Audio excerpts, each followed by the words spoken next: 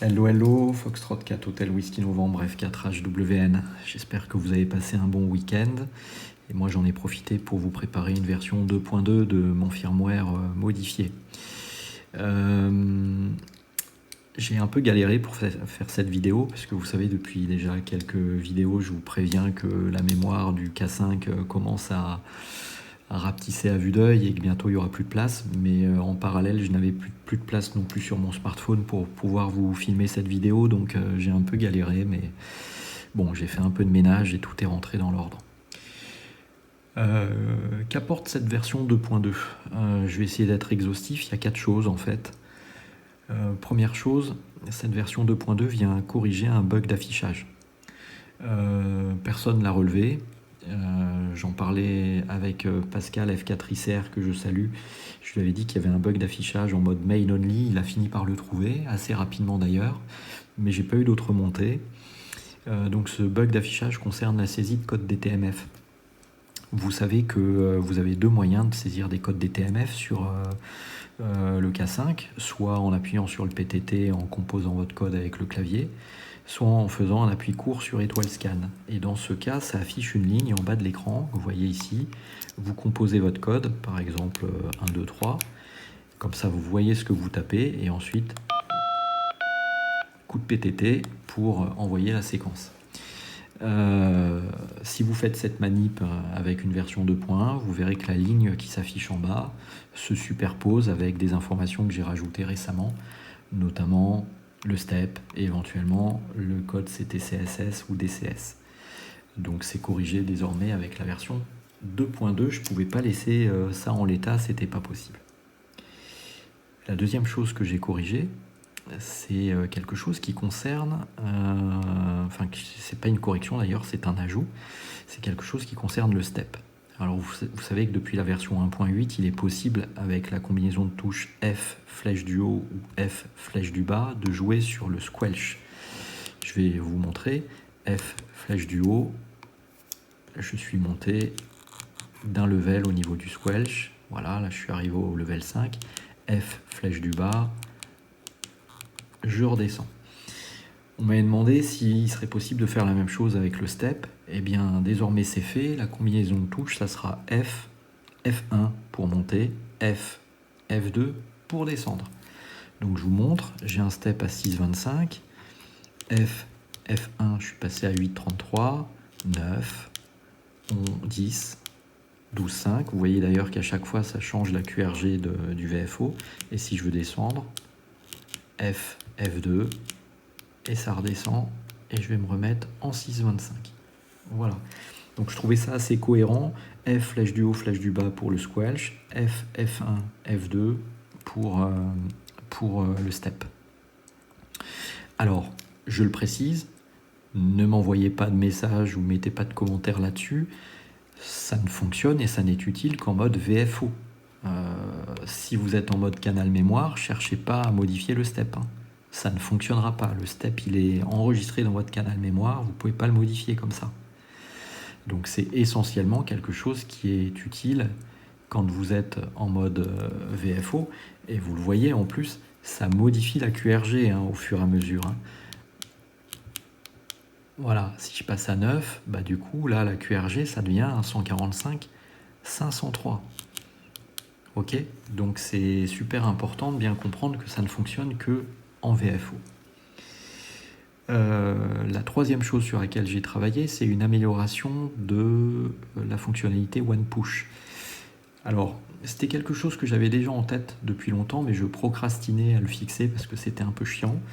Mais Jean-Roger, Fox 6 Eco Golf Kilo, m'a envoyé un mail en me disant tu pourrais pas améliorer ça ? Bon, donc du coup, je me suis dit zut, il faut que je le fasse, quoi. En plus, Jean-Roger m'envoie toujours des messages qui sont tip-top, donc voilà. Alors la problématique au niveau du OnePush, c'est pas vraiment un bug, c'est une amélioration. Ça concerne en fait quand vous êtes en mode OnePush et que vous pétez un TOT. Bien évidemment, l'émission s'arrêtait au TOT, pas de souci, pas de surprise, c'était fait pour. Mais par contre, il fallait à nouveau appuyer et relâcher le PTT pour pouvoir ensuite reappuyer et relâcher le PTT pour repasser en émission. C'est-à-dire qu'il fallait faire un appui relâchement pour relâcher le PTT même si vous aviez pété le TOT, et refaire un appui relâchement pour repasser en émission.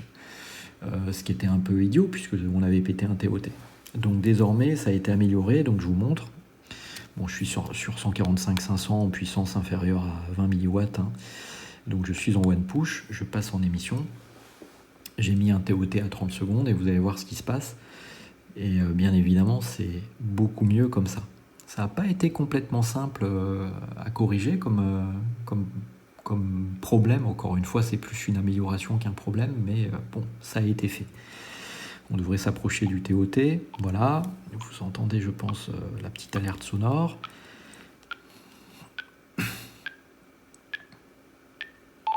Voilà, time out. Et sans rien faire, ça a libéré le PTT, ce qui fait que si je réappuie à nouveau, juste une fois en relâchant, je repasse en émission. Donc vous avez du coup une action en moins à faire et le PTT a bien été automatiquement libéré une fois le TOT atteint. Et c'est ça l'objectif qui était visé, et je pense effectivement que c'est bien mieux comme ça. Donc même si c'était pénible à corriger, merci à Jean-Roger de m'avoir motivé à le faire, hein, à chi.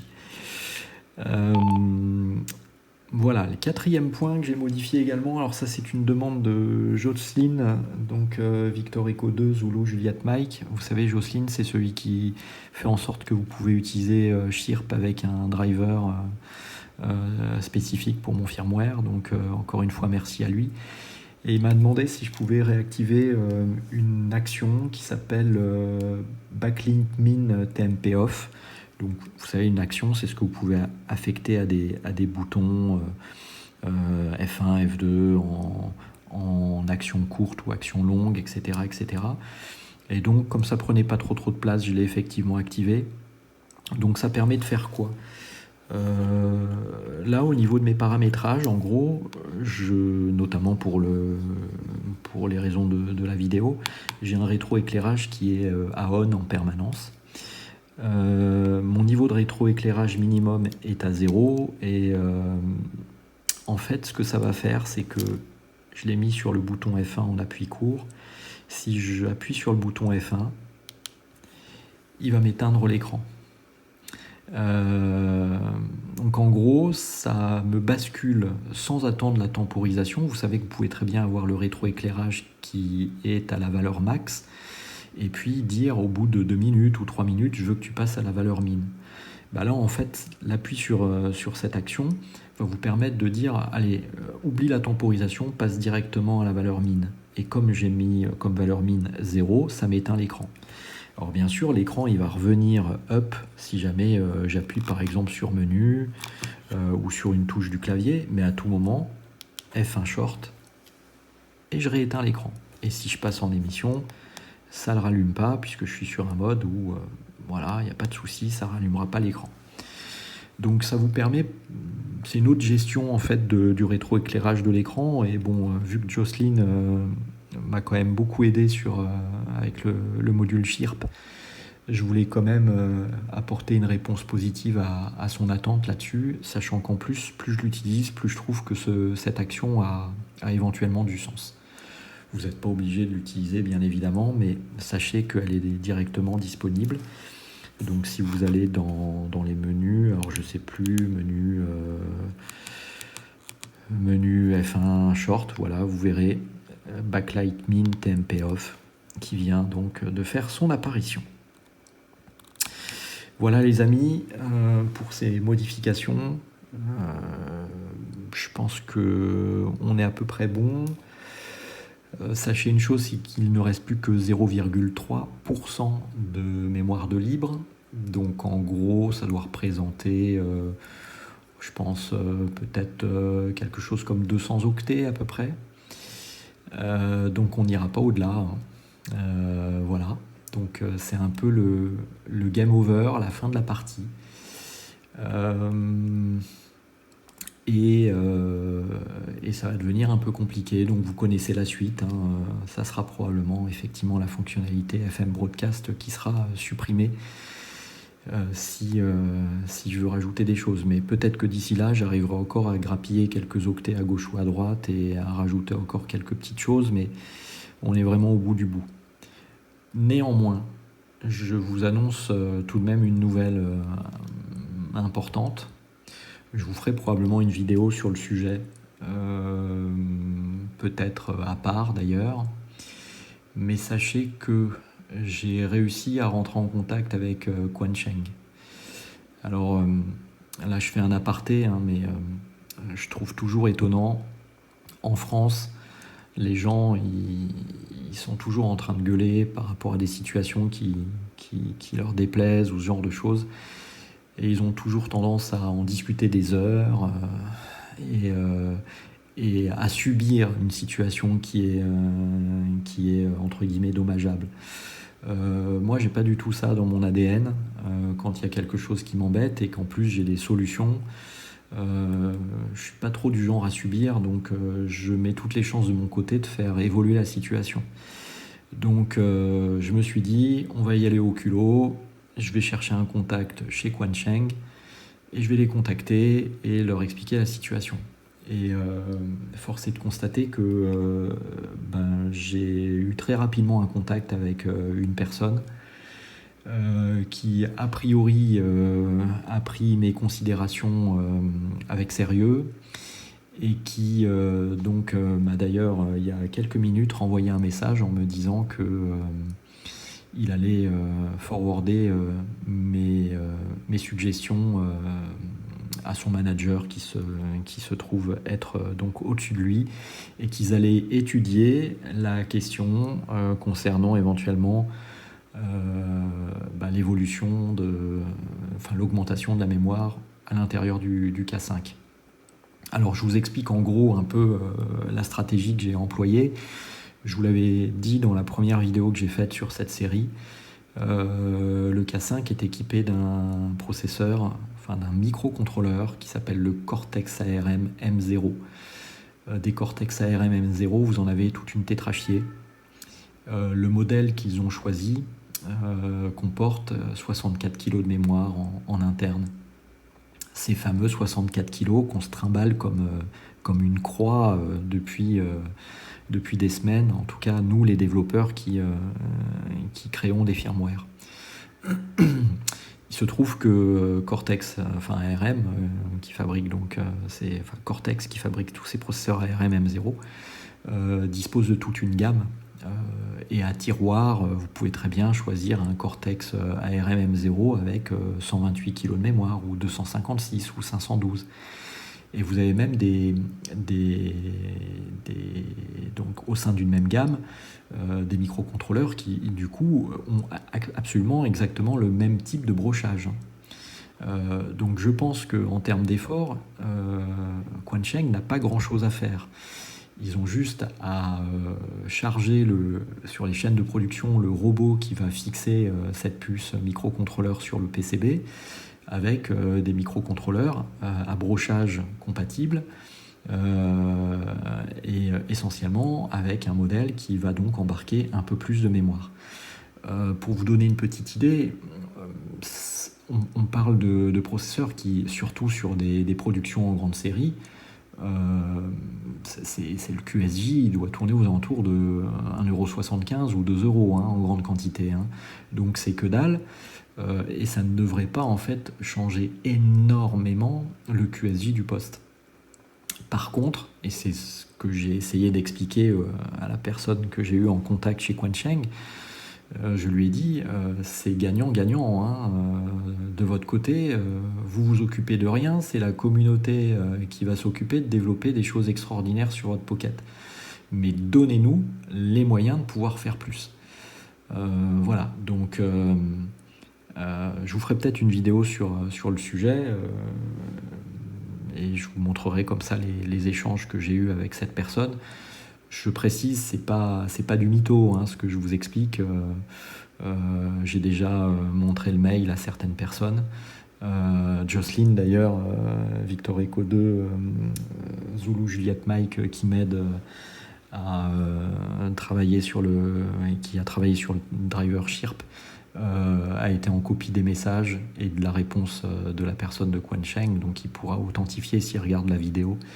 Il pourra vous confirmer dans les commentaires que ce que je raconte est exact. Hein. Voilà, donc j'ai fait la démarche. Bien évidemment, je ne vous promets rien. Moi, je suis juste un petit Frenchie dans mon coin. Hein. Maintenant, force est de constater que quand on contacte des entreprises chinoises, elles vous répondent très vite et généralement, elles vous écoutent. Pour les plus anciens qui sont abonnés à ma chaîne, vous savez que j'ai énormément développé de choses sur le SP32 et sur les M5 Stack. J'ai d'excellents contacts avec l'équipe de M5 Stack et à chaque fois que je les ai pingés pour des sujets particuliers, ils m'ont toujours répondu.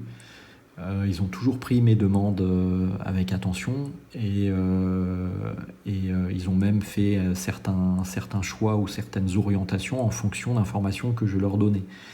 Donc je ne promets rien, mais je pense que ça contribuera peut-être à alerter Quansheng sur l'urgence de la situation. Entre guillemets, quand je dis urgence, parce que c'est pas vraiment une urgence, il en va pas de...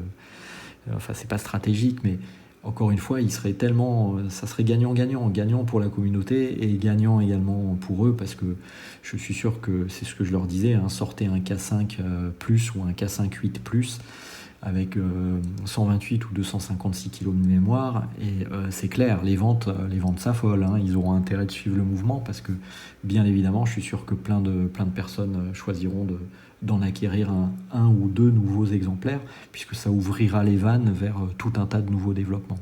Voilà.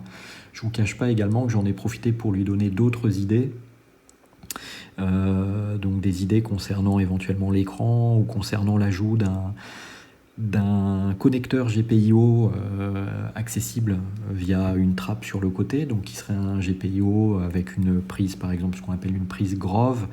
Donc la prise Grove, si vous voulez, c'est une petite prise normalisée. Je vais essayer de vous en montrer une. Oui, j'en ai une là. Donc voilà ce que c'est qu'une fiche Grove. Voilà. Et donc sur 4 fils, vous faites passer par exemple très simplement du protocole I2C par exemple. Protocole qui est bien évidemment supporté en standard par l'ARM Cortex M0. Hein. Alors vous allez me dire, mais à quoi ça servirait? Ça servirait tout simplement à éventuellement pouvoir raccorder très simplement au poste des périphériques genre un GPS. Donc vous voyez en termes de GPS ce que ça veut dire? Ça veut dire APRS, etc. etc. Bon.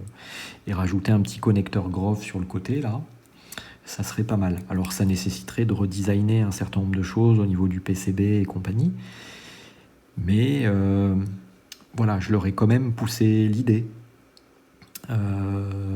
Donc ils ont eu un mail, je l'espère bien construit, et donc qui a été forwardé à un des managers de Quansheng. Donc à suivre.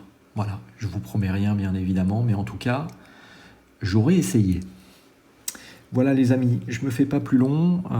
Comme d'habitude, sous la vidéo, vous avez la description. Et sous la description, vous avez les commentaires pour les remarques, les questions ou les insultes. Je vous souhaite une excellente semaine. Et à très bientôt sur l'air ou sur cette chaîne vidéo. Merci encore pour vos commentaires. Ici Foxtrot 4 Hotel Whisky Novembre qui passe en QRT 73. Ciao, bye bye.